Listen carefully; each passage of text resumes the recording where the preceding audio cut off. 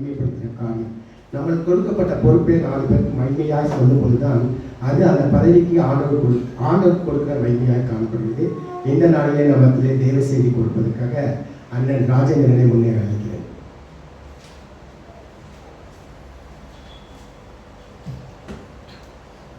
கர்த்தருடைய நாமம் மகிமைப்படுவதாக. நிச்சயமாகவே தேவன் நம் அனைவரோடும் கூட இருந்து வழிநடத்தி கொண்டிருக்கிறார் என்பதிலே எந்த சந்தேகமும் இல்லை. இந்த நாளின் சத்தியத்திற்கு கடன் செல்வமாக தலைகளை தாழ்த்தி ஜெபிப்போம். எங்கள் அன்பின் ஆண்டவரே, மீண்டும் ஒரு விஷயமுடைய சமூகத்திலே நாங்கள் நிற்கிறோம். கர்த்தர் தாமே எங்களோடு கூட மெல்லிய சப்தத்திலே பேசும். நாங்கள் இன்னும் உணர்த்தப்பட வேண்டும், இன்னும் சீர்திருத்தப்பட வேண்டும், இன்னும் மாற்றப்பட வேண்டும். ஆவியானவர் எங்களோடு கூட இடைப்படாவிட்டால் நாங்கள் பரலோக ராஜ்யத்திற்கென்று ஆயத்தப்பட முடியாது என்பதை அறிந்திருக்கிறோம். கர்த்தர் எங்களோடு கூட பேசிக் கொண்டிருக்கிறீர், அதற்காக நன்றி. அடியனை மறைத்துக் கொள்ளும், வார்த்தைகளை நீர் கொள்ளும். இயேசுவின் இனிய நாமத்திலே தாழ்மையோடு ஜெபிக்கிறோம் பிதாவே, ஆமென். எப்பவுமே நான் சொல்லியிருக்கிறேன், என்ன சொல்லியிருக்கிறேன், நான் இங்கு பேசுவதற்கு முன்பாக நான் சபையில கவனித்துக் கொண்டிருக்கிறேன். நேற்று மிஸ்டர் ராவ் பேசி முடிச்சார். முடிக்கும் போது ஒரு வசனத்தோடு முடிச்சார். யாருக்காவது சொல்ல முடியுமா? நேற்று ராத்திரி வந்தவங்க இல்லை, அதான் மார்ட்டின் லூதருக்கு பிடித்த ஒரு வசனத்தை சொன்னார். விசுவாசத்தினாலே நீதிமான் பிழைப்பான். லேசா டச் பண்ணார். நீதிமான் யார் என்பதை குறித்து லேசா டச் பண்ணி போனார். அழகா விசுவாசத்தை குறித்து பேசினார். சரி, இன்னைக்கு காலையில் வந்தேன். நம்ம என்னுடைய சப்ஸ்டியூட், லாஸ்ட் வீக் சப்ஸ்டியூட், அவர் என்னன்னா என் பிரசங்கத்தில் பாதியை சொல்லி முடிச்சிட்டார். சரி, ஏனென்றால் தேவன் நான் மறுபடியும் மறுபடியும் உங்களுக்கு சொல்லுகிறேன் என்று சொன்னால் அதுக்கு அர்த்தம் என்ன? அதுக்கு அர்த்தம் என்ன? நான் மறுபடியும் மறுபடியும் உங்களுக்கு சொல்லுகிறேன். ஒரு காரியத்தை நான் உங்களுக்கு மீண்டும் மீண்டும் உணர்த்த வேண்டும் என்று விரும்புகிறேன். அந்த காரியத்தை அழுத்தம் திருத்தமாக நீங்கள் புரிந்து கொள்ள வேண்டும் என்று விரும்புகிறேன். அதுதான் ஆண்டவர் விரும்புகிற காரியம். ஒரு வாரத்துக்கு முன்னாடி, போன வாரத்துக்கு முந்தின வாரம் பாஸ்டர் தாஸ்குமார் வந்து பேசினார். 3 வார்த்தை தான் பேசினார். யாருக்கா ஞாபகம் இருக்குதா? நம்ம சபையின் அடிப்படை சத்தியம் யாருக்கு ஞாபகம் இருக்கும்? கண்டிப்பா. என்னது?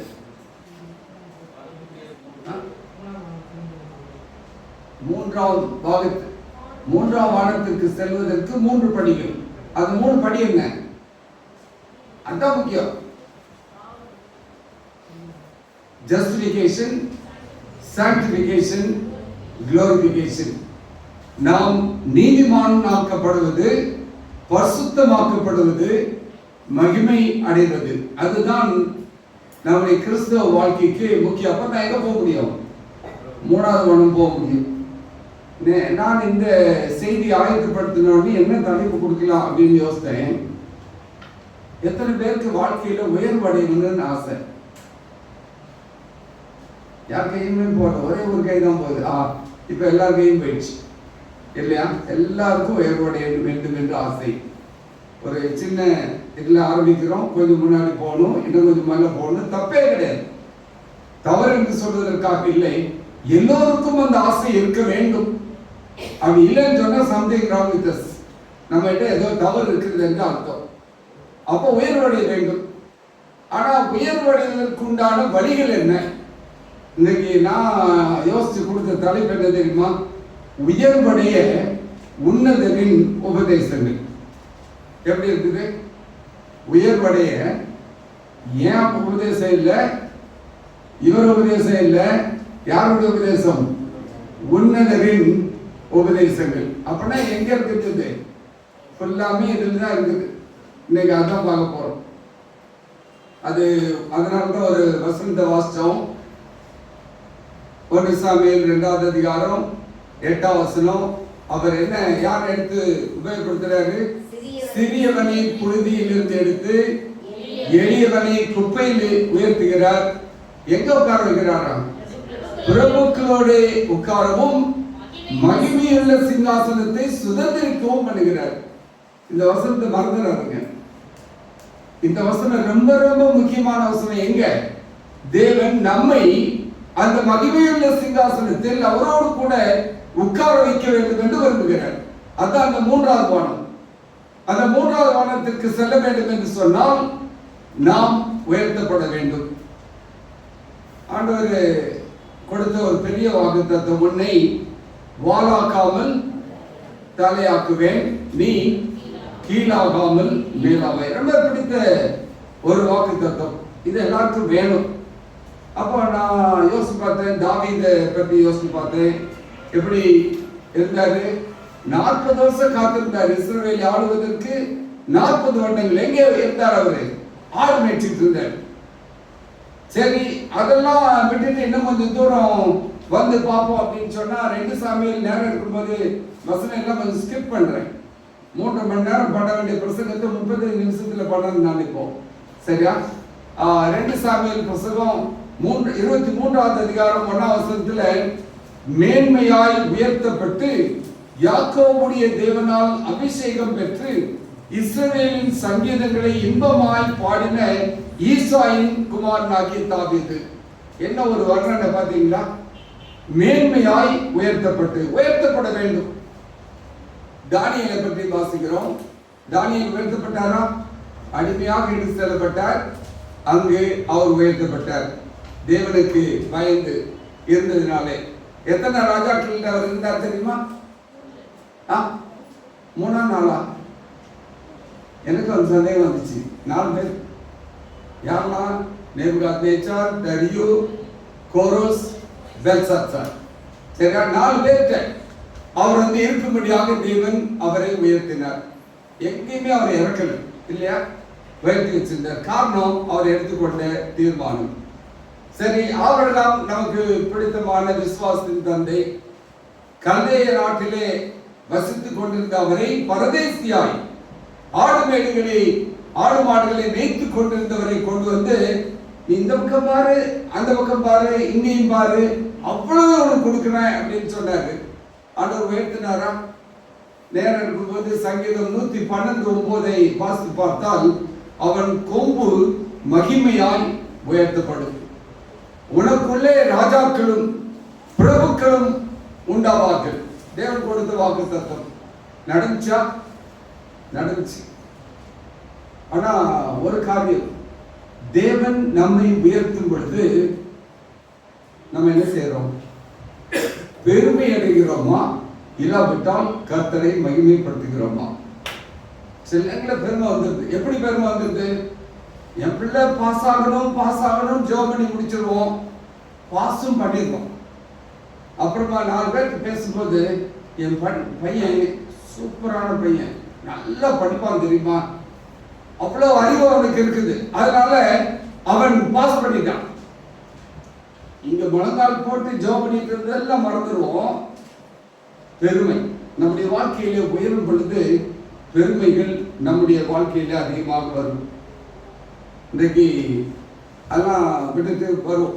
ஒரு 6-7 படிகள். காலையில் எத்தனை பேசுறேன்னு யாருக்காவது கணக்கு வச்சிங்களா? கிணறு 3. யாரு கரெக்டா சொல்றீங்களோ ஒரு கிஃப்ட் கொடுக்க போறேன். தவறு 6 தவறு, 3 தவறு, 7 தான் கரெக்ட். சரியா?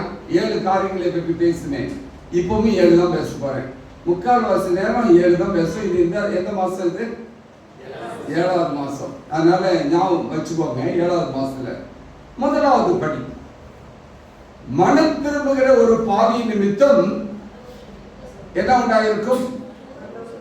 பரலோகத்திலே மிகுந்த சந்தோஷம் உண்டாயிருக்கும்.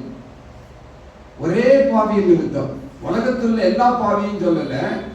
லூக்கா எழுதின சுவிசேஷம் 15 அதிகாரத்தில் நீங்க வாசித்து பார்த்தீங்கன்னா, மனம் திரும்புகிற ஒரே பாவியின் நிமித்தம் ஆண்டவர் சொல்ற பரலோக ராஜ்யமே மகிழ்ந்திருக்குமா. அப்போ மனம் திரும்புதலினால் ஒரு உயர்வு நம்முடைய வாழ்க்கையில் வருகிறது. அப்போ இந்த உயர்வை நாம் கண்டு கொண்டிருக்கிறோமா? அவர் சாப் ஸ்கூல்ல கொஞ்சம் டச் பண்ண, மனம் திரும்பி இருக்கிறோமா, இல்லை நம்முடைய வாழ்க்கை எப்படி இருக்கிறது? அநேக நேரங்களில் நாம் நம்முடைய வாழ்க்கையில் கேட்க வேண்டிய கேள்வி. கேட்ட குமாரன் கதை நல்லாவே தெரியும். அவன் எப்போ வந்தான்? புத்தி தெளிந்த பொழுது. எப்போ புத்தி தெளிவு வந்துச்சு? பண்ணி சாப்பிடுறது கூட அவன் சாப்பிட முடியாம போன சூழ்நிலை வந்த பொழுது தான் உணர்வடைந்து என்ன செய்யறான்? தன் தாப்ப வீட்டுக்கு போறான். ஒரு வேலைக்காரனை விட கீழே இருந்துக்கலான்னு போறான். ஆனால் அங்கு உயர்த்தப்படுகிறார். இன்றைக்கு இந்த கள்ளன், சிலுவையில் தொங்கிக் கொண்டிருந்த கள்ளன், 2 பேர் தங்கிட்டு இருந்தாங்க இல்லையா? ஆண்டவரை மத்தியில் வச்சு இந்த பக்கம் ஒரு ஆள், அந்த பக்கம் ஒரு ஆள். ஒருவன் என்ன செய்தான்? மனம் திரும்பினான். ஆண்டவர் சொன்னார், நான் உன்னை பரதேசில் எடுத்துக் கொள்வேன். மனம் திரும்புதல் என்றால் என்ன? ஒரு நாள் மெர்லின் ஒரு பாடம் எடுத்தாங்க. சரியா? எத்தனை பேருக்கு ஞாபகம் இருக்குதோ இல்லையோ, வெளியில போய் அவளுக்கு இன்னும் கொஞ்சம் டிப்ஸ் நான் கொடுத்தேன். அப்போ ஒரு கேள்வி ஒன்று எனக்கு வரும். என்ன கேள்வின்னு சொன்னா, இப்ப இவர் சொன்னார், பேசிட்டு இருக்கும்போது லஞ்சம் எல்லாம் சொன்னார். இப்ப வெளியில இருக்கிறவங்களை பற்றி அவங்க எப்படிப்பட்டவர்கள் என்று நாம் கேட்போம் என்று சொன்னால், இங்க இருக்கிற நாம் எல்லோரும் என்னையும் சேர்த்து ஒவ்வொருத்தரை பற்றி 10 குறைகளையாவது குறைஞ்சு சொல்லுவோம் இல்லையா? அவங்க பொய்க்காரங்க, அவங்க திருடுவாங்க, அவங்க இப்படி பேசுவாங்க, அவங்க அப்படி பேசுவாங்க, அவங்க இப்படி செஞ்சிருவாங்க, இப்படி துரோகம் பண்ணுவாங்க. அப்போ எனக்கு ஒரு கேள்வி எப்பவுமே உறுத்தும். என்ன உறுத்துன்னு சொன்னா, அவர்களை விட நான் எப்படி மாறுபட்டவனாக இருக்கிறேன்? எப்படி மாறுபட்டவனாக இருக்கிறேன்? யாக்கோபுல ஒரு வசனம் காலையில் சொன்னல, ஒரே ஊற்றிலிருந்து என்ன வராதான்? தித்திப்பான நீரும் கசப்பான தண்ணீர் வருமா? வராது. ஆனா வருது. ஆனா வந்து எங்க வருது? இங்க வருது.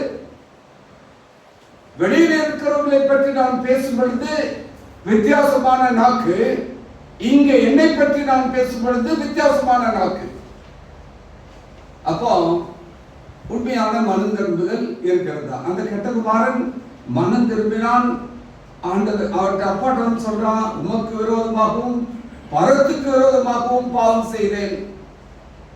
பாவம் செய்யாதவங்க யாருமே இல்லை. நான் ரொம்ப பாவங்களை செஞ்சிருக்கிறேன், அநேக பாவங்களை செய்தவன் தான். அடிக்கடி ஒப்புரவாய்க்கொண்டே இருக்கிறேன். ஒவ்வொரு நாளும் ஜெபம் பண்ணிட்டு வெளியில போகும்போது, ஆண்டவரே இன்றைக்கு நான் பாவம் செய்யாதவனுக்கு உம்முடைய வாக்கை என் இதயத்திலே வைத்து வைத்தேன். சங்கீதக்காரன் சொன்ன வார்த்தையை சொல்லிட்டு தான் போறேன். சில வேளைகளில் கோபம் வந்து, சில நேரங்களில் நடக்கிற காரியங்கள். ஆனா அடுத்த நேரம் என்ன செய்யறது தெரியுமா? அவங்கள்ட்ட மன்னிப்பு கேட்கணும். நான் கோபப்பட்ட மன்னிச்சுக்கோ, காரணம் நீ இதை இப்படி செய்யாம இப்படி செஞ்சிருந்தா நல்லா இருந்திருக்குமே, என்னை கோபப்பட வச்சுட்ட, மன்னிச்சுக்கோப்பா.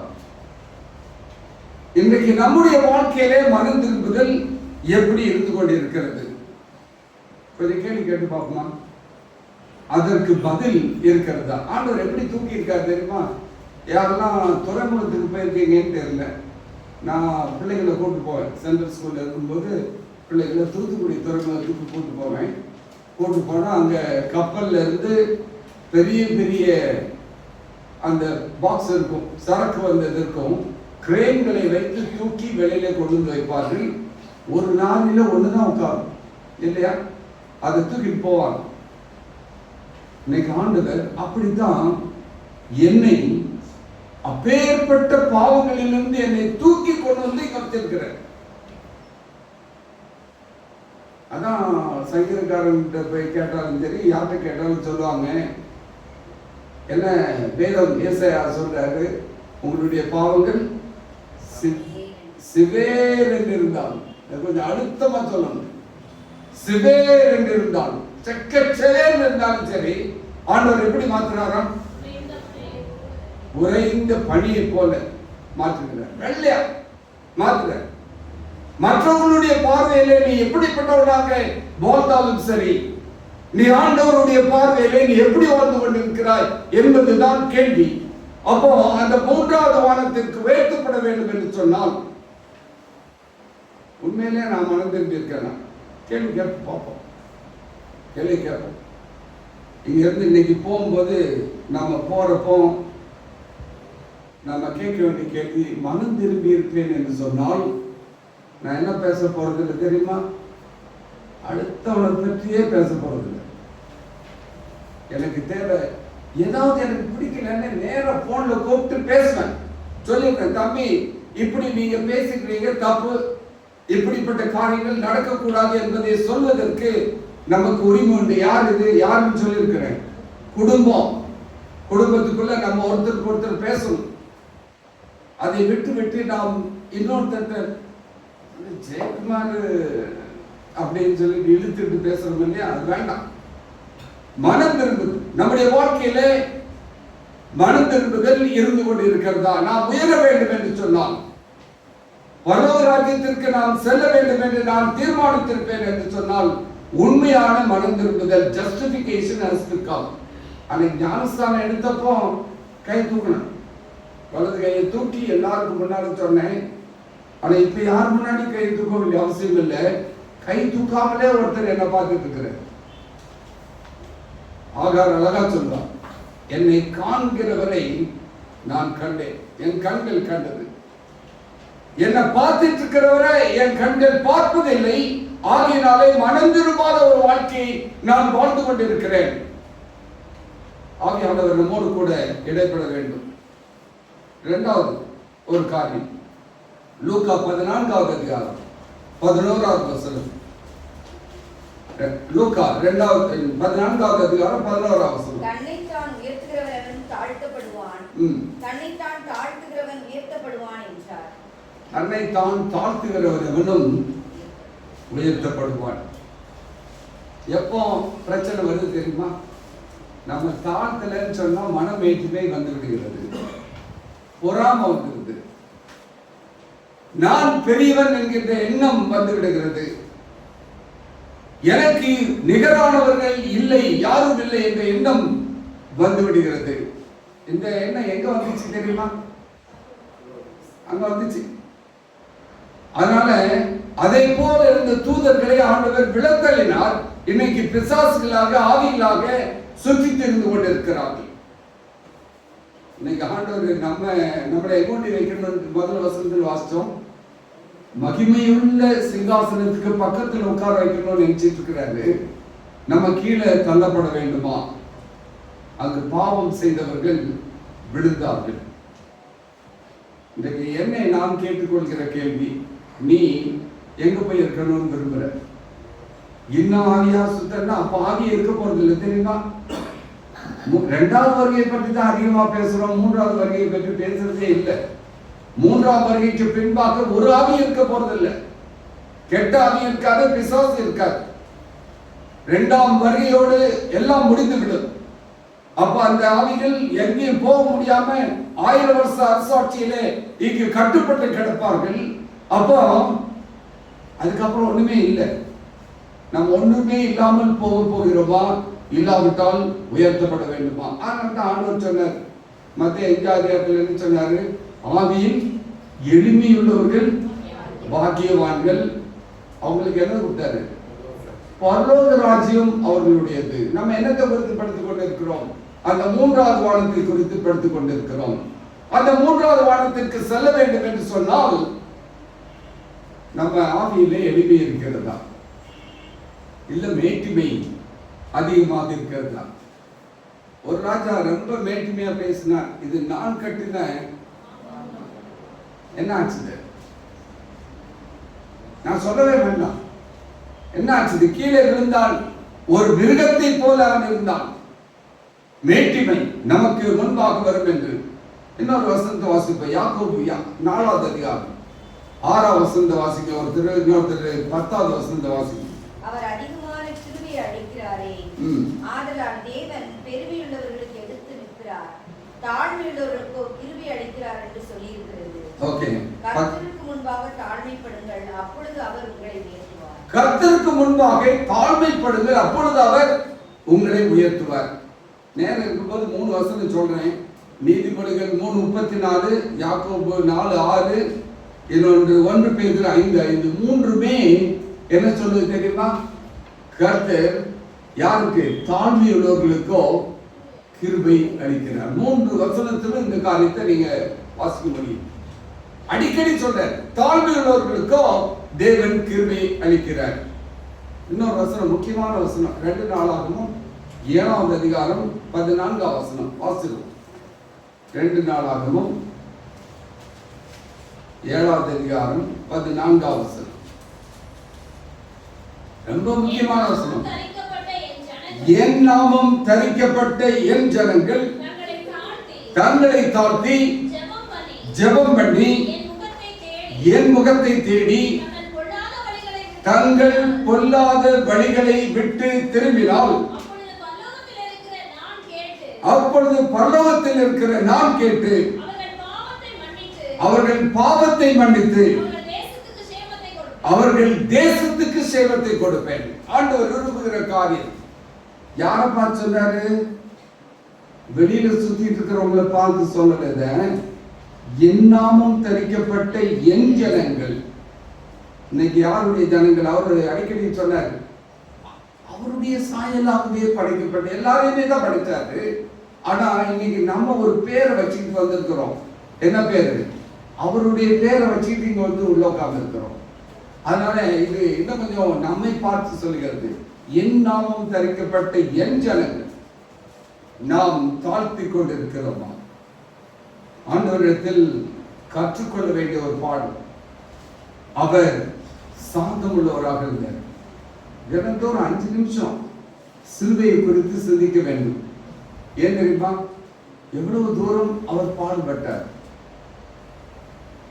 ஒரு சின்ன முள்ளு குத்துனா, சின்ன பிளேட் அறுத்துட்டுனா நம்மால தாங்க முடியல. 2 ஆணிகள், ஒரு ஆணி காலில், 2 ஆணி இங்க, நரம்புகளை துளைத்துக் கொண்டு சென்ற அந்த ஆணிகள் ஆண்டவர் தொங்கிக் கொண்டிருந்தார். ஏதாவது பேசினாரா? ஏண்டா பாவிகளா இப்படி எல்லாம் போட்டு வதைக்கிறீங்கன்னு சொன்னாரா? இல்ல. எனக்காகவும் உங்களுக்காகவும் தேவன் அந்த காரியத்தை சகித்துக் கொண்டார். ஆண்டவர் சொல்றார், மன தாழ்மையை என்னிடத்தில் கற்றுக்கொள்ளுங்கள். வசனம் வேணுமா குறிச்சுக்கோங்க. மத்தேயு 11:29 சொல்றார், ஆண்டவர் விரும்புகிற ஒரு காரியம்.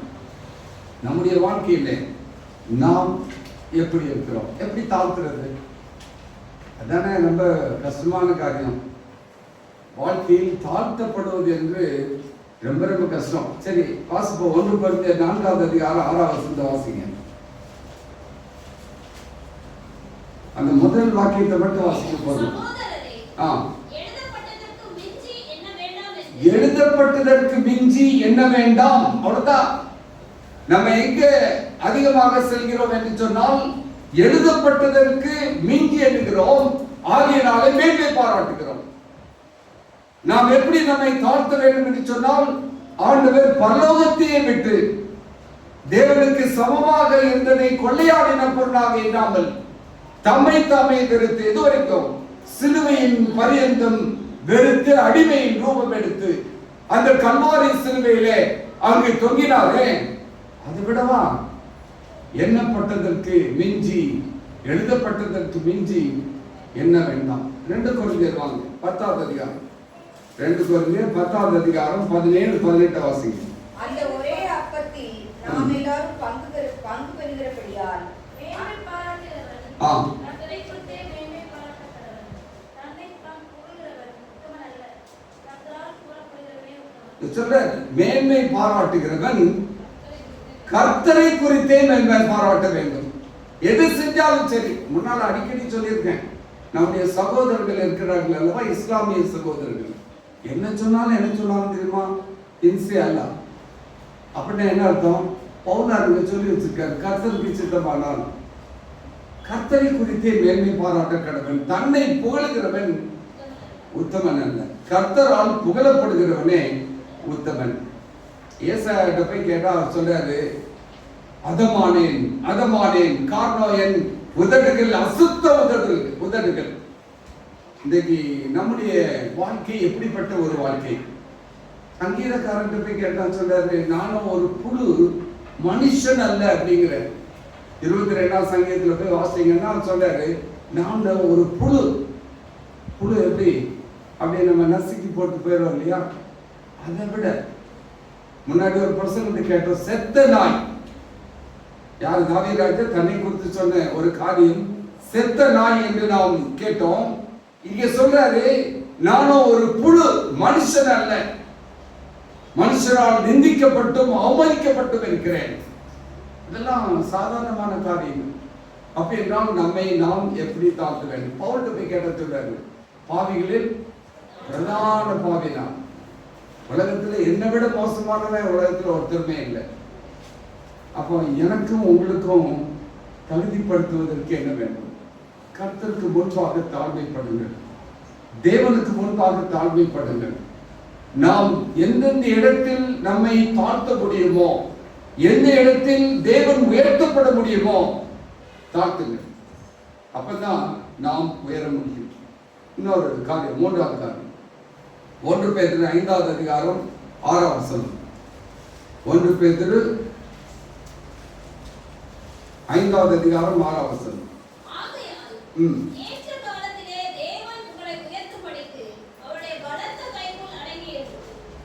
ஓகே. ஆகையால் ஏற்ற காலத்தில் தேவன் உங்களை உயர்த்தும்படிக்கு அவருடைய பலத்த கைக்குள் அடங்கியிருங்கள். இன்றைக்கு நமக்கு வருமானம் உயரணும், பொருளாதாரத்தில் உயர்வு வேண்டும், சமுதாயத்தில் உயர்வு வேண்டும், என்னென்ன வேணும்? அந்தஸ்திலே உயர்வு வேண்டும். வேற ஏதாவது உயர்வு இருக்குதா? இந்த 3 தான் முக்கியமா இருக்குது இல்லையா? அந்தஸ்துல உயர்வு வேணும், பதவியில உயர்வு வேணும், சமுதாயத்தில் நான் மதிக்கப்பட வேண்டும். இவைகளை தவிர வாழ்க்கையில ஒண்ணுமே இல்லை. ஆனால் அதற்கு என்ன, இந்த காலையில் ஒரு வார்த்தை அடிக்கடி சொன்னார், என்னது? லஞ்சம். எதுல பார்த்தாலும் லஞ்ச லாவணியங்கள் பெருக்கெடுத்துக் கொண்டிருக்கின்றன. குறுக்கு வழி. எப்படியெல்லாம் நான் ஒரு பெரிய அதிகாரிகிட்ட பேசிட்டு இருந்தேன் 2 வாரங்களுக்கு முன்பாக இருந்து பேசிட்டே இருக்கிறேன். அவங்க சொல்றாங்க, நான் வாடகை வீட்டில் தாங்க இருக்கிறேன், இப்படியெல்லாம் சம்பாதிச்சாதான் ஒரு 5 சென்ட் நிலம் வாங்கி ஒரு வீடு கட்டலாம்னு நினைக்கிறேன். ஓப்பனா என்கிட்ட பேசுறது தான் நான் சொல்றேன். எனக்காக இல்லை, வேறு ஒருவருக்காக நான் பேசுவதற்காக சென்றிருந்தேன். ஆனா அவங்க எவ்வளவு பெரிய வீட்டில் இருக்காங்கிறதையும் கண்டுபிடிச்சிட்டேன். போய் அதுக்கு உதவியாக ஒருவர் எனக்கு ஆண்டவர் அனுப்பினார். அவர் ஒரு கத்தோலிக்க கிறிஸ்தவர். அவர் நான் யாரு, எப்படிப்பட்ட காரியங்களை செய்து கொண்டிருக்கிறேன் என்று சொன்ன உடனே என்கிட்ட பேசுறதுக்கே கொஞ்சம் பயப்படுறார். இவர்கிட்ட போய் நான் எப்படி சொல்றது அப்படின்னு பயப்படுறார். எதுனாலும் நானே பேசிக்கிறேன் சார், நீங்க அந்த மாதிரி பேச வேண்டாம், தப்பு நீங்க ஏதாவது சொல்லிடக்கூடாது, பயம். இன்னைக்கு நம்முடைய வாழ்க்கையில நாம் அடங்கி இருக்கிறோமா? ஆகார் ஓடி போனான்.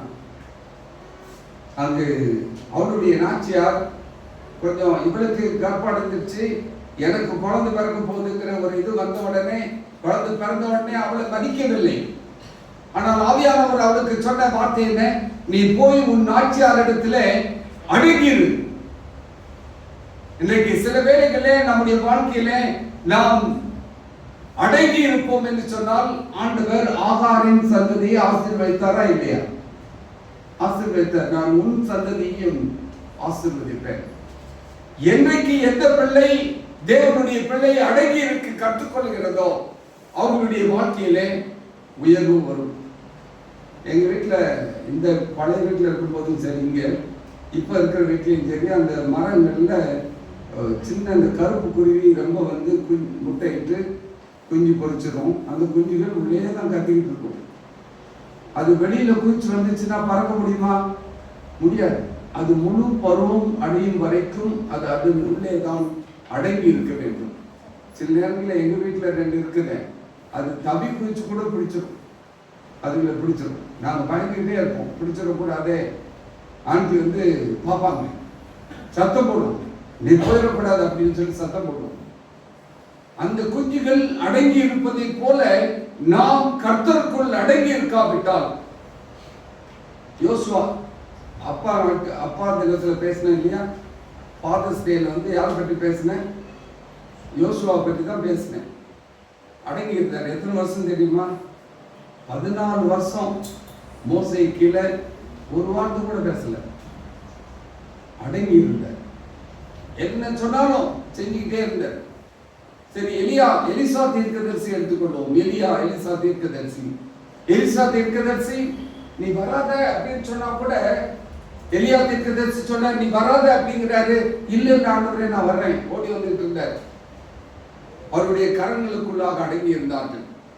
13 அங்க அவரை உயர்த்துவதற்கு மணிக்கு யோசுவா 40 வருஷம், எலிசா தான் 14 வருஷம். இன்னொருத்தர் யோசேப்பு, அங்க அடிமையா வித்தாங்க, இங்க போனாரு, ஜெயிலுக்கு போட்டாங்க. அவர் 13 வருஷம் காத்திருந்தார். எது வரைக்கும்? பார்வோனுக்கு அடுத்தபடியா விற்பதற்கு காத்திருந்தார். ஆபிரகாம் ஈசாக்கை சுதந்திரித்துக் கொள்வதற்கு முன்பாக 25 வருஷம் காத்திருந்தார். இன்னைக்கு நம்ம காத்திருப்பதற்கு நமக்கு எப்படி இருக்கிறது? அடங்கி இருப்பதற்கு நாம் கற்றிருக்கிறோமா? பிரசங்கிட்டு போய் கேட்டா ஒவ்வொன்றிற்கும் ஒரு காலம் உண்டு இல்லையா? அந்த காலம் வருகிற வரைக்கும் நாம் காத்திருக்க வேண்டும், நிச்சயமாகவே காத்திருக்க வேண்டும். அப்போ நீதிமொழிகளை போய் வாசித்து பார்த்ததுன்னா 13 அதிகாரம் 12 வசனத்தில் சொல்றாரு, நெடுங்காலமாய் காத்திருத்தல் இருதயத்தை இழைக்கப்படும். அதுக்கு அடுத்த வார்த்தை தான் முக்கியம். விரும்பினது வரும் பொழுதோ ஜீவ விருட்சம் போல இருக்குமா? காத்திருக்கும் போது என்னமோ கஷ்டம்தான், ஆனால் கிடைக்கும் பொழுது அது ஜீவ விருட்சத்தை போல இருக்கும். ஆண்டவராக இயேசு கிறிஸ்து எத்தனை வருஷம் காத்திருந்தாரு? ஊழியத்திற்கு வர முன்பாக 30 வருஷம். அவர் ஊழியம் பண்ணது என்னமோ 3 வருஷம் தான், ஆனா 30 வருடங்கள் காத்திருந்தார். தேவன் அவரை உயர்த்தினார். எது வரைக்கும்? எல்லாவற்றுக்கும் தேவனாக இருந்தவர் அவரே உயர்த்திருந்து செல்கிற அளவிற்கு தேவன் அவரை உயர்த்தினார். இன்றைக்கு நாம் உயர்த்துவதற்கு காத்திருக்கிறோமா? அவர் பேசின அந்த 3 வருஷத்துல ஒரு வசனம் கண்டிப்பா வாசிக்கணும்னு நினைக்கிறேன். யோவான் 7:46 வாசிங்க. ஒருத்தர் சொல்றாரு, அந்த மனுஷன் பேசுகிறது போல ஒருவரும் ஒரு காலம் பேசினதில்லை என்றார்கள். அந்த மனுஷன், எந்த மனுஷன்? இயேசு கிறிஸ்து என்னும் மனுஷன் பேசினது போல ஒருவனும் ஒரு காலம் பேசினதில்லை. இன்னைக்கு வரைக்கும், இந்த நிமிஷம் வரைக்கும் இந்த கருப்பு புஸ்தகம் இருக்கிற இதில் சொல்லப்பட்ட வார்த்தைகளுக்கு மீந்தி யாருமே பேசுகிறது? இதன் அடிப்படையில் தான் பேசிக் கொண்டிருக்கிறார்கள். அப்படி என்றால் இன்றைக்கு நாம் இந்த புஸ்தகத்தில் சொல்லப்பட்டவர்களுக்கு அடங்கி இருக்கிறோமா? ஆவியானவருக்கு அடங்கி இருக்கிறோமா? ஆண்டவருக்கு அடங்கி இருக்கிறோமா? கேள்வி கேட்டு பார்ப்போம். அடுத்து ஏசாயா 40வது அதிகாரம் 31வது வசனம் வாசித்தோம்னா, கர்த்தருக்கு காத்திருக்கிறவர்களோ புது பலன் அடைந்து கழுகுகளை போல செட்டைகளை அடித்து எழும்புவார்கள். அவர்கள் ஓடினாலும் இளைப்படையார்கள், நடந்தாலும் சோர்வடையார்கள். புது பலன் வேணுமா? காத்திருக்கு. சங்கீதம் 37 சங்கீதம் 34 வசனத்துல சங்கீதக்காரன் சொல்கிறார், நீ கர்த்தருக்கு காத்திருந்து அவருடைய வழியை கைக்கொள், அப்பொழுது நீ பூமியை சுதந்திரித்துக் கொள்வதற்கு அவர் உன்னை உயர்த்துவார். பூமியை சுதந்திரிப்பதற்கு நாம் உயர்த்தப்பட வேண்டும் என்று சொன்னால் யாருடைய வழியை கைக்கொள்ள வேண்டும்? கர்த்தருடைய வழியை கைக்கொள்ள வேண்டும். காத்திருப்பது மிக மிக அவசியம். ஆண்டவர் சீஷர்களை பார்த்து சொன்னார், நீங்க போய் எருசலேமிலே என்ன செய்யுங்க? காத்திருங்க. பெந்தேகோஸ்தே நாளுக்காக காத்திருக்கும்படி ஆண்டவர் சொன்னார். காத்திருந்தார்களா? காத்திருந்தார்கள். கிடைச்சது என்னது? அக்கினிமயமான நாவுகள் அவர்கள் மீது வந்தது. அவர்கள் எல்லோரும் ஆவியானவராலே நிரப்பப்பட்டார்கள். நிரப்பப்பட்டு அங்கு இருந்தவர்கள் எல்லோரிடத்திலும் பேசுவதற்கு ஆண்டவர் உதவி செய்தார். ஆண்டவர் 5000 பேர் 3000 பேரை ரட்சிக்கப்படுவதற்கு வழி நடத்தினார். இன்றைக்கு நாம் காத்திருப்பதற்கு ஆயத்தமாக இருக்கிறோமா?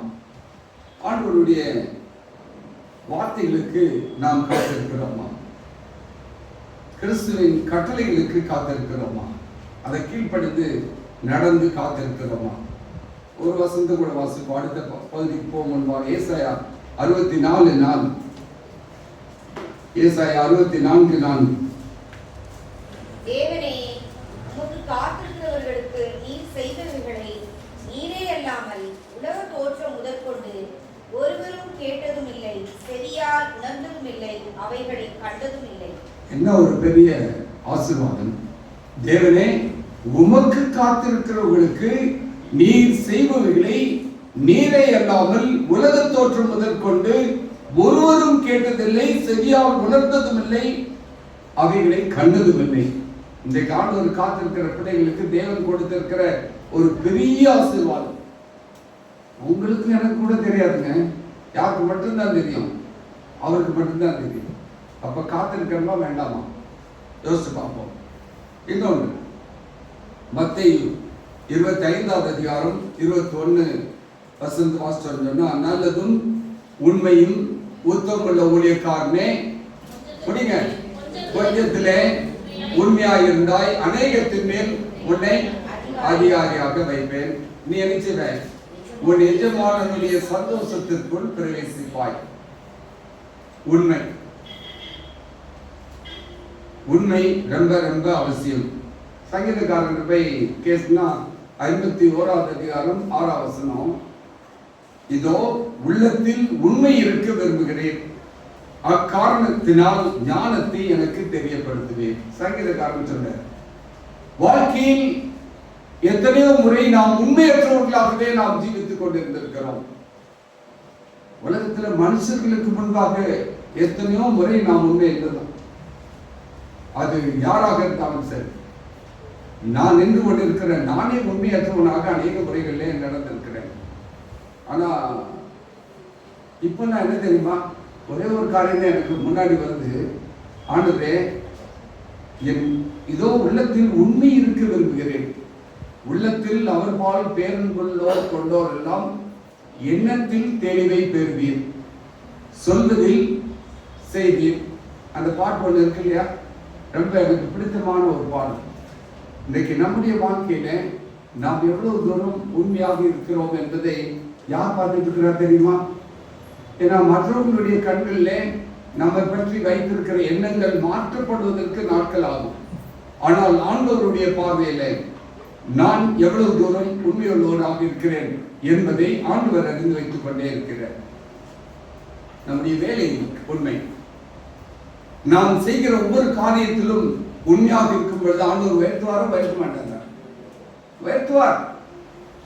அப்படித்தான் உயர்ந்து வந்திருக்கிறோம், அப்படித்தான் உயர்த்தப்பட வேண்டும். அது நிலையாக நிற்கக்கூடிய ஒரு காரியம். எனக்கு தெரியும், சொல்ல விரும்பல. இப்போ எத்தனையோ பேர் குறுக்கு வழியில் முன்னேற வேண்டும் என்று துடித்து சென்றார்கள், அங்கேயே துடிச்சிட்டு இருக்கிறார்கள். கீழே இறக்கப்பட்டார்கள், துடித்துக் கொண்டிருக்கிறார்கள். ஒரே ஒரு சந்தேகம் எனக்கு வந்துச்சு. இந்த அற்ப ஆதாயத்தை நம்பி அவங்க பரலோக ராஜ்யம் போகணும்னு நினைச்சேன்னா ஆண்டவர் அங்க விரும்புவாரா, விடுவாரா அப்படிங்கிற கேள்வி. பரலோக ராஜ்யம் இந்த குப்பை தொட்டியா? இங்க இல்லாத தேவையில்லாத காரியத்தை எல்லாம் கொண்டு வந்து ஆண்டவர் அங்க கொட்டி வச்சுக்கணும்னு நினைச்சிட்டு இருக்கிறார். இல்ல, ஆண்டவர் பரிசுத்தமானவைகளை, பரிசுத்தமான நபர்களை, தேவனுக்கு பிரியமான நபர்களை, உண்மையுள்ள நபர்களை தான் சேர்க்க வேண்டும் என்று விரும்புகிறார். அப்போ யார் பரலோக ராஜ்யம் போக முடியாது? மூன்றாம் வானத்துக்கு போக முடியாது. உண்மை இல்லாதவர்கள் பரலோக ராஜ்யம் போக முடியாது. நான் உண்மை இல்லைன்னா இங்க நின்று 1000 பிரசங்கம் பண்ணியிருப்பேன், எங்க போக மாட்டேன், மூன்றாம் வானம் போக மாட்டேன். ஆண்டவர் சொல்றாரு. அதான் ஆண்டவர் சொன்னாரு, நீ உலகம் முழுவதையும் ஆதாயப்படுத்திட்டு உன் ஜீவனை நஷ்டப்படுத்தினால் லாபம் என்ன? எனக்கு என்ன லாபம்? இன்னும் எத்தனை ஆண்டு காலமா எனக்கு தெரியாது. நான் அடிக்கடி சிந்திக்கிற ஒரு காரியம், தேவன் கிருபையாக எனக்கு கொடுத்திருக்கிற ஒவ்வொரு மணி துளிகளும் தேவன் கிருபையாக கொடுத்து கொண்டே இருக்கிறார். அப்படி என்றால் நான் எப்படி இருக்கிறேன்? இன்னொரு வசந்த வாசிப்பு, ஓசியா 4வது அதிகாரம் ஓசியா 4வது அதிகாரம் 1வது வசனத்தை வாசிங்க. ஆ ம்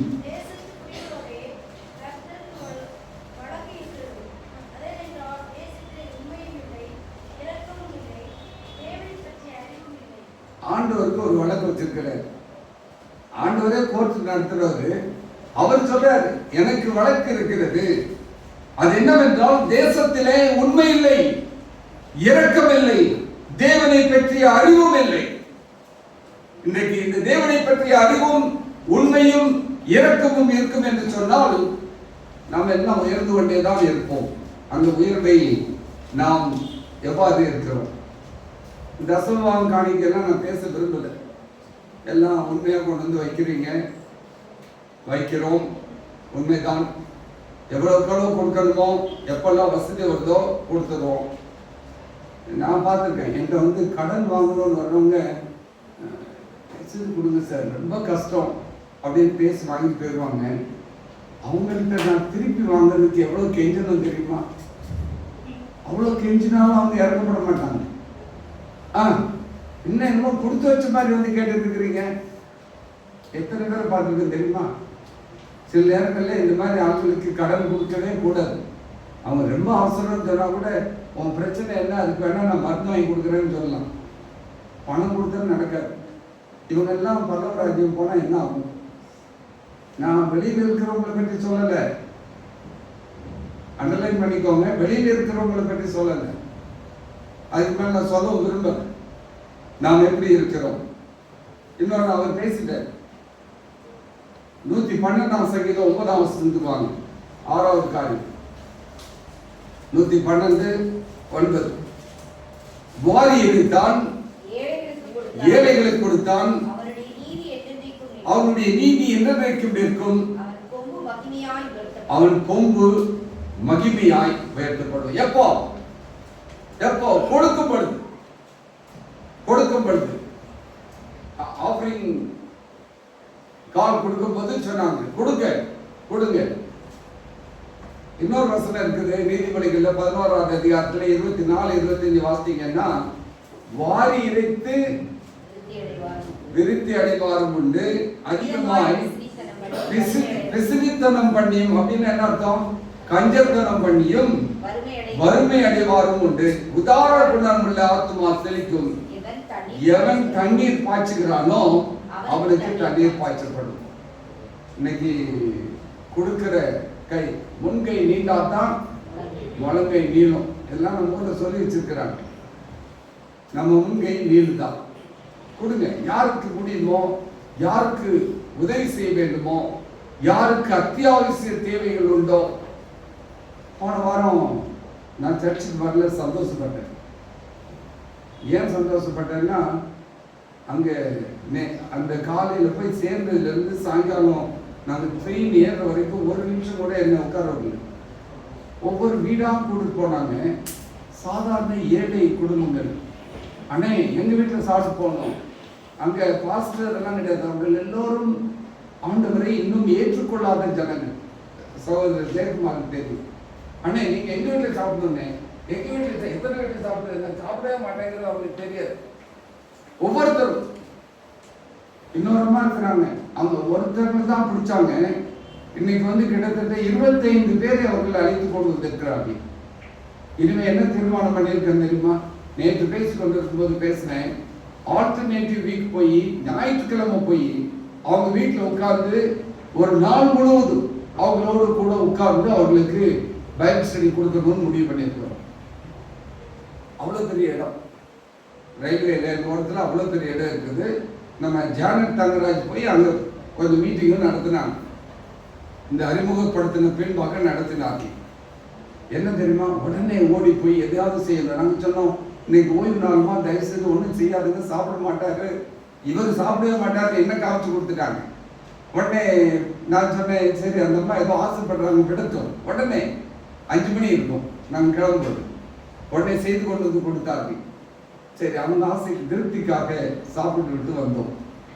ட்ரெயின் ஏறி வீட்டுக்கு வந்து 9 மணி அந்த வாரம். ஒவ்வொரு வீட்லையும் அவ்வளவு தாகம்.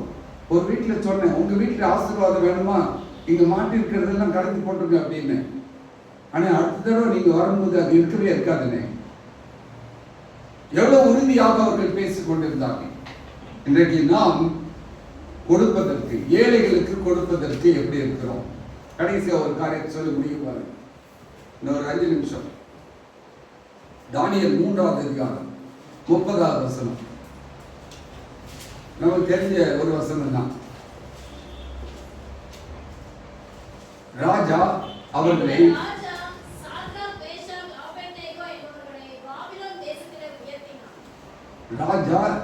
இவர்களை உயர்த்தினான். எந்த ராஜா அது? தேவனை அறியாத ராஜா. எதற்காக இவனை உயர்த்தினான்?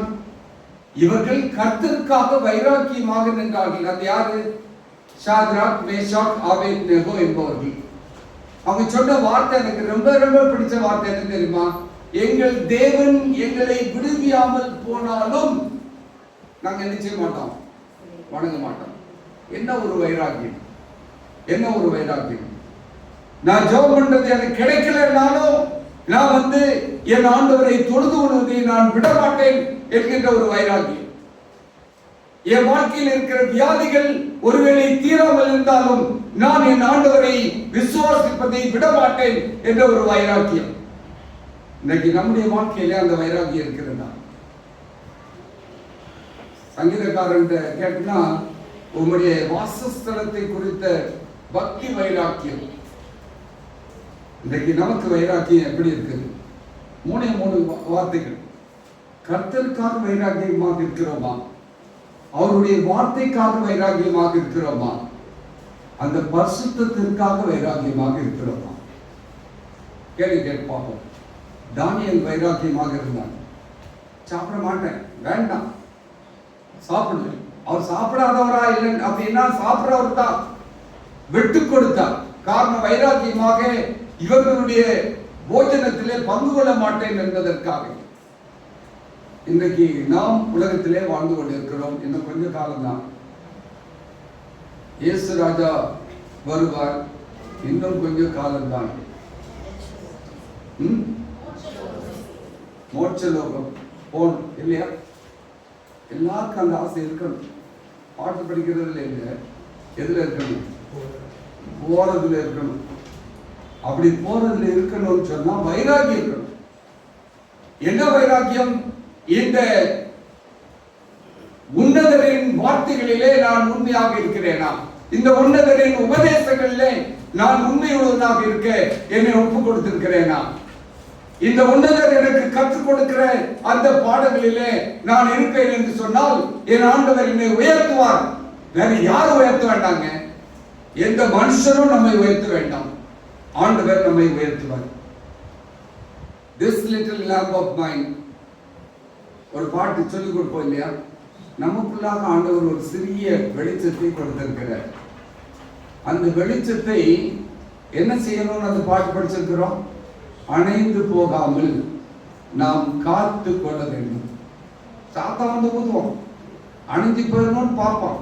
நீங்க காத்து கொண்டு யாருக்காக? மற்றவர்களை இந்த வெளிச்சத்தில் நடத்துவதற்காக.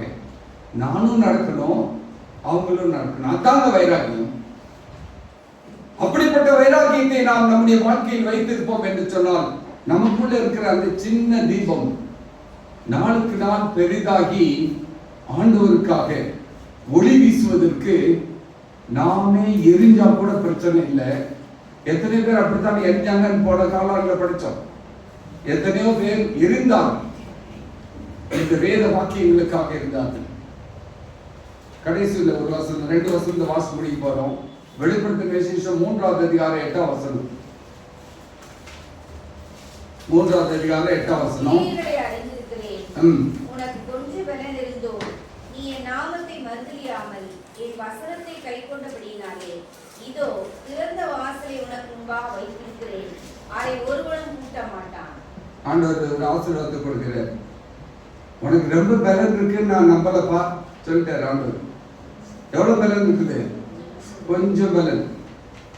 நீ ரொம்ப ரொம்ப பரிசுத்தவான் என்று நீ ரொம்ப ஆபிரகாமை போல அப்படின்னு சொல்ல வரல. உன்கிட்ட கொஞ்சம் பலன் இருந்தும் நீ என் நாமத்தை மறுதலியாமல் என் வார்த்தைக்கு கீழ்ப்படிந்தபடியினாலே, கை கொண்டபடியினாலே என்ன செய்யறாரா? இதோ திறந்த வாசலை உனக்கு முன்பாக வைக்கிறேன். யார் பூட்ட மாட்டாங்க? ஒருவனும் பூட்ட மாட்டான். ஒருவனும் பூட்ட மாட்டான். இன்னைக்கு அப்பேற்பட்ட ஆசீர்வாதத்தை தேவன் நமக்கு கொடுப்பதற்கு காத்திருக்கிறார். அன்றைக்கு தானியேலுக்கு தேவனாக இருந்தவர் இன்றைக்கு யாருக்கு தேவனாக இருக்கிறாரு? ராஜேந்திரனுக்கு தேவனாக இருக்கிறார். உங்கள் ஒவ்வொருவருக்கும் தேவனாக இருக்கிறார். அன்றைக்கு வாக்கு மாறாத தேவன் இன்றைக்கும் வாக்கு மாறாத தேவனாக இருக்கிறார். ஒரே ஒரு வசனத்தை வாசித்து முடிப்போம். ஏசாயா 33:16. ஏசாயா 33:16. அவன் உயர்ந்த இடங்களில் வாசம் பண்ணுவான். கண்மலையின் அரண்கள் அவனுடைய உயர்ந்த அடைக்கலமாகும். அவன் அப்பம் அவனுக்கு கொடுக்கப்படும். அவன் தண்ணீர் அவனுக்கு நிச்சயமாய் கிடைக்கும். வேற என்ன வேணும் நமக்கு? வேற ஏதாவது வேணுமா? ஆண்டவர் கொடுக்கிற ஒரு வாக்கு தத்துவம், அவன் உயர்ந்த இடங்களில் வாசம் பண்ணுவான். நம்ம உயர்வும் சொல்லித்தானே இவ்வளவு நேரம் பார்த்துட்டு இருக்கிறோம். இந்த உயர்வதற்கு உண்டான வழிகளைத்தானே நாம் பார்த்து கொண்டிருக்கிறோம். நாம் உயர்வதற்கு உன்னதரின் உபதேசங்களை நம்முடைய வாழ்க்கையில் கைக்கொள்வோம் என்று சொன்னால் தேவன் நம்மை உயர்த்துகிறார். எப்படி உயர்த்துகிறார்? உயர்ந்த இடங்களில் வாசம் பண்ணுவான். கண்மலைகளின் அரண்கள் அவனுடைய உயர்ந்த அடைக்கலமாகும். அவன் அப்பம் அவனுக்கு கொடுக்கப்படும். அவன் தண்ணீர் அவனுக்கு நிச்சயமாக கிடைக்கும். இப்ப மட்டும் இல்லை, நித்தியத்திற்கும் ஆண்டவர் கொடுக்கிற ஒரு வாக்கு தத்தம். அப்படி என்றால் யாராவது உயரணும், பிசினஸ்ல கூடணும், வாழ்க்கையில் உயர வேண்டும், இன்னும் பரிசுத்தத்தில் உயர வேண்டும் என்றால் இந்த உன்னதரின் உபதேசங்களை கை கொள்வோம், அதை பிடித்துக் கொள்வோம், ஒப்புக் கொடுப்போம். நிச்சயமாகவே ஆண்டவர் உயர்த்துவார். கர்த்தர் நம்மை ஆசீர்வதிப்பாராக. ஆமென். நல்ல ஒரு அருமையான